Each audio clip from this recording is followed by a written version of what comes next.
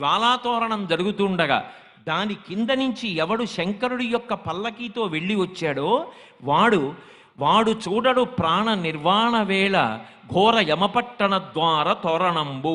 యమధర్మరాజు గారి యొక్క నగరం అగ్నితోరణంతో ఉంటుందిట. దాని కింద నుంచి భయపడి జీవుడు శరీరం విడిచిపెట్టిన తరువాత పాపములు చేసి పరుగులు తీస్తూ వెడతాడు. అలా వెళ్ళవలసిన అవసరం లేకుండా కార్తీక పౌర్ణమి నాడు ఎవడు శపథం చేసి స్వార్థంతో కేవలం పాపములు చెయ్యకుండా ఇక పైన 10 మంది గురించి ఆలోచించి సమాజం గురించి ఆలోచించి అందరూ నా అన్నదమ్ములు అక్క చెల్లెళ్ళన్న భావనతో త్రికరణ శుద్ధిగా బ్రతుకుతానని కోరుకుంటాడో అటువంటి వాడి పాపములు తొలగతోసి నేను అండగా ఉండి అక్కడ దూరవలసిన జ్వాలాతోరణానికి బదులుగా ఇక్కడ జ్వాలాతోరణం కింద నేను అండగా ఉండి నిన్ను తీసుకొస్తున్నాను. ఇక నీకు ఆ తోరణ దర్శనం లేదని భగవంతుడు అనుగ్రహం